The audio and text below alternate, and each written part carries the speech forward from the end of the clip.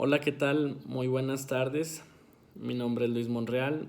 Estuve la semana pasada realizando ya un video referente al derecho internacional y hoy nuevamente retomando los temas les voy a hablar sobre lo que es el reconocimiento de Estado, lo que son las relaciones exteriores y todos aquellos que participan en el funcionamiento de un buen gobierno y sobre todo lo que abarca el derecho internacional público y el derecho constitucional. En este caso o en este tema se entiende como el reconocimiento de Estado la presencia de una formación política o el gobierno entrante nuevo, que por medio de hechos, siendo su objeto a dar entrada en el orden jurídico internacional a esa formación o al gobierno. El reconocimiento significa que el Estado reconoce y espera y confía en que se lleven a cabo los acuerdos necesarios y se respeten todas aquellas decisiones tomadas en conjunto, por lo que existen dos tipos de Estado o clases de Estado que quisiera dar a conocer. El reconocimiento expreso, que puede ser de manera explícita o de manera verbal, y el reconocimiento tácito. Se lleva a cabo mediante actos que llevan la implicidad de la voluntad de un Estado a reconocer y determinar la situación. Por ejemplo, el establecido en las relaciones diplomáticas, el recibimiento del jefe de Estado o la conclusión de tratados internacionales bilaterales.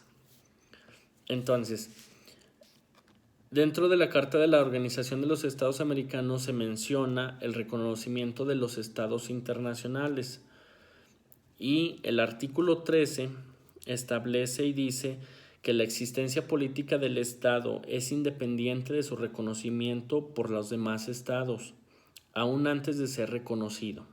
El Estado tiene el derecho de defender su integridad e independencia, proveer su conservación y prosperidad y, por consiguiente, de organizar y mejorar lo que entendiese y legislar sobre sus intereses, administrar sus servicios y determinar la jurisdicción y competencias de sus tribunales.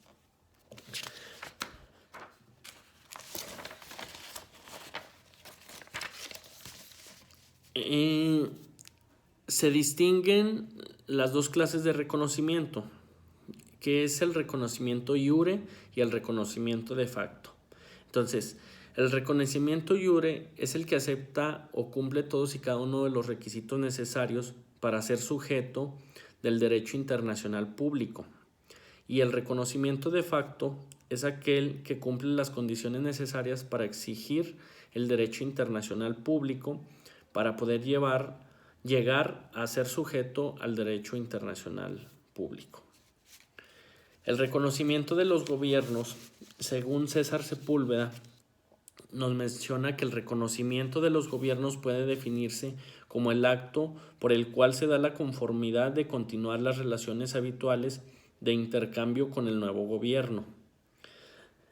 Existen diversas teorías o doctrinas sobre las cuales se otorga el reconocimiento, entre las cuales están la doctrina de Jefferson, la doctrina de Tovar, la doctrina de Wilson y la doctrina de Estrada, cada una explícita en ellos. En este caso le daré lectura a lo que es la doctrina de Estrada, que es la que menciona México, que el canciller mexicano Genaro Estrada menciona que la práctica del reconocimiento es denigrante porque acata la soberanía de las naciones y supone una actitud crítica de los asuntos internos, por lo que el gobierno de México se limita a mantener o retirar, cuando lo crea procedente, a sus agentes diplomáticos y a continuar aceptando cuando también los considere procedentes o los similares diplomáticos que las naciones respectivas tengan acreditados en México.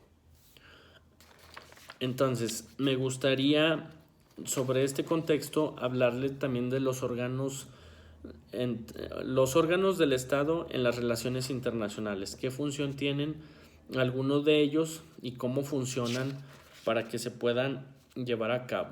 Y es que los órganos del Estado para las relaciones internacionales son aquellos órganos creados por el orden jurídico de carácter interno que tienen como finalidad el ejercicio de las relaciones internacionales de un Estado de cara al exterior.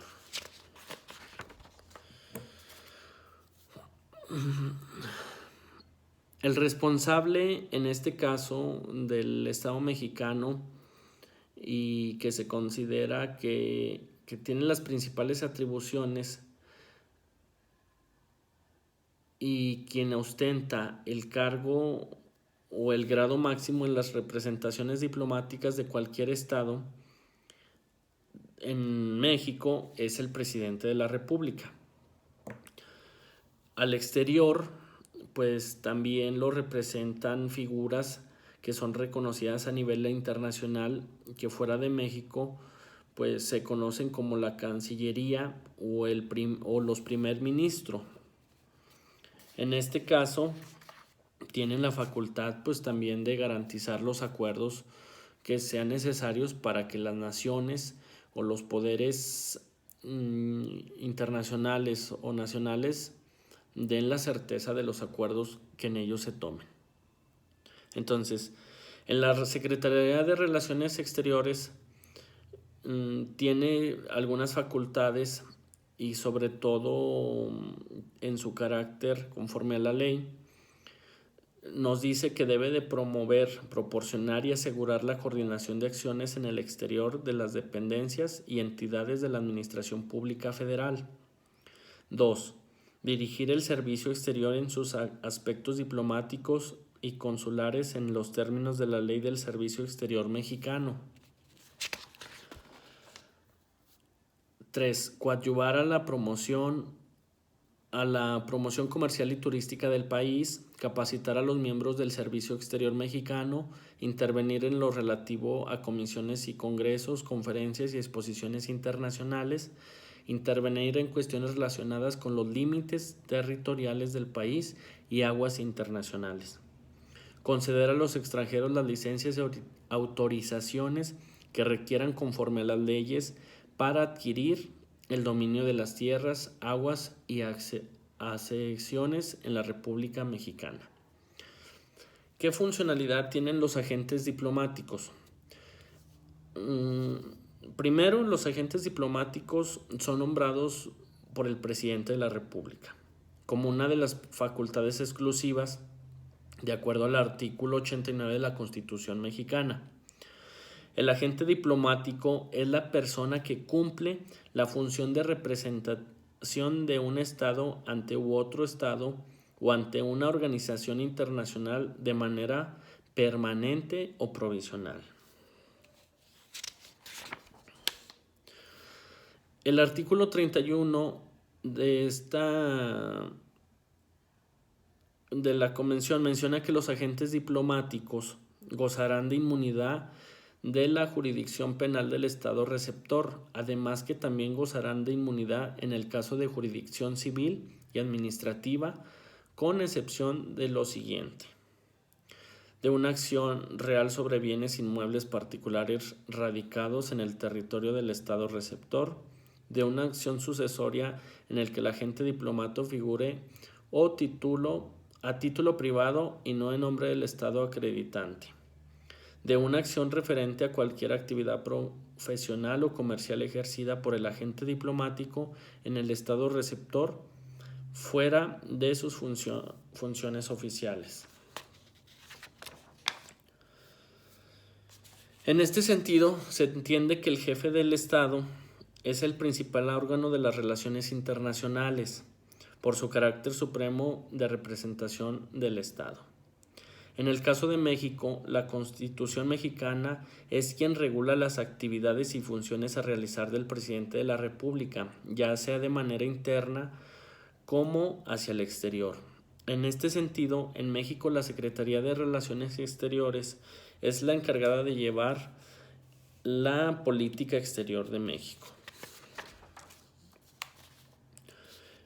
Por ello, pues vemos que todos los jefes de Estado o de naciones al exterior en el derecho internacional tienen mucha influencia porque realmente son los que llevan la conducción del país, y por ello en nuestro país el presidente de la República es quien debe llevar a cabo esta relación diplomática y este mandato que lo marca la Constitución.